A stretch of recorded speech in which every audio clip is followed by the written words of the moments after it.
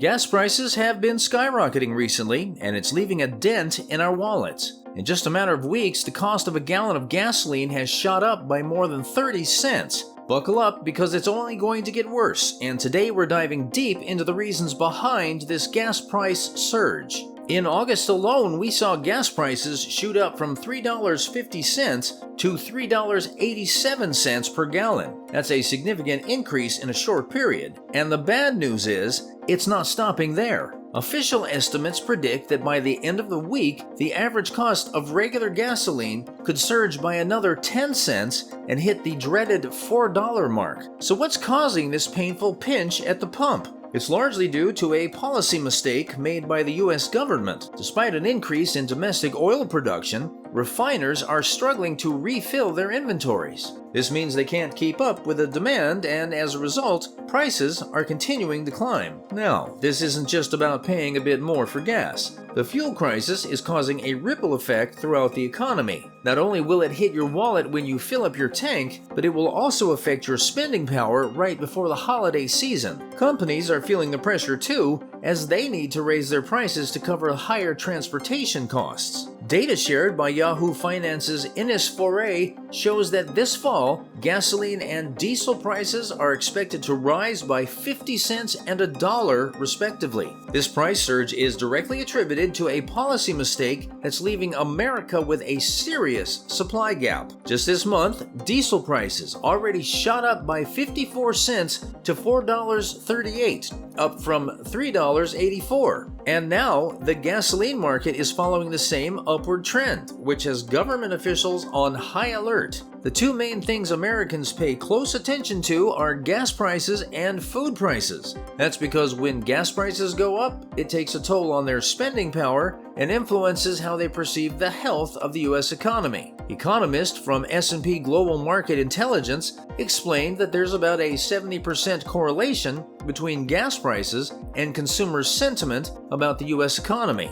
Now, considering that the cost of a gallon of gasoline is at the highest level in a year, it's no surprise that there will be higher implications down the supply chain. Higher fuel costs don't just impact consumers, they are likely to keep driving inflation higher instead of lower, as the Federal Reserve expects. Retailers, in particular, will feel the pressure as higher transportation costs often result in price hikes on their products. Patrick Dijon, the head of petroleum analysis at tech firm GasBuddy, emphasizes that any upward pressure on diesel, gasoline, and other petroleum products could have a domino effect on various products and services, potentially creating a fresh spike in inflation. This is a significant concern for the administration, especially with an election year on the horizon. Even Dollar Tree, a well-known retailer, noted a rise in diesel prices recently. It wasn't just a drop in sales and issues with product sizes impacting their bottom line. They also pointed out that rising diesel prices were making deliveries more expensive. On a consumer level, experts estimate that collectively,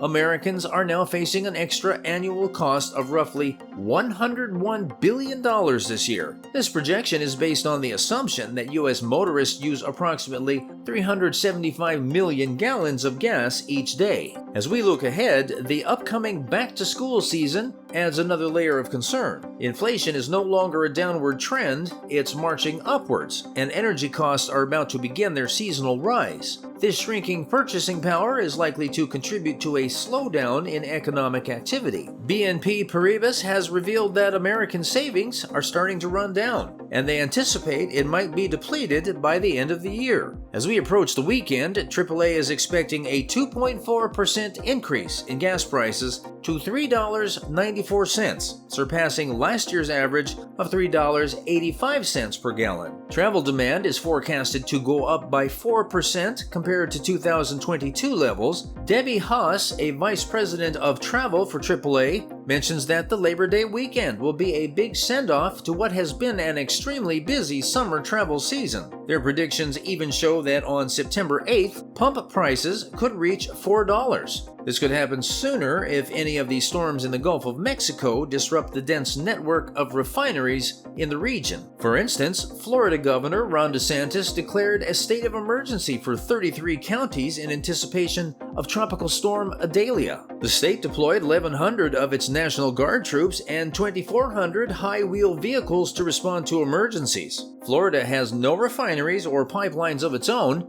and similar to last year, any major storm damage would pose a severe threat to gasoline inventories. Idalia could strengthen into a hurricane this week, and Hurricane Franklin is approaching the Bahamas with a path forecasted to brush along the East Coast. There's a lot that could go wrong both in the short and long term, and this is causing tension in the White House. In a recent campaign, former Vice President Mike Pence is seen filling his pickup truck and blaming the administration's energy policy for causing real hardship for Americans. A couple weeks ago, former South Carolina Governor Nikki Haley urged the government to bring oil production back to the United States, while Senator Tim Scott stressed that failed government policies led to the shutdown of energy production in America. But here's the thing. Even though U.S. oil production is one of the highest in the world and is on track to set a new record this year, our domestic inventories aren't rising significantly. This makes it harder and harder to fill in the supply gap created in 2022. Despite a recent rise in oil production levels this month, producers have failed to keep a lid on gasoline prices, showing once again that a global market drives fuel prices. Ben Cahill, a senior fellow at the Center for Strategic and International Studies, explains,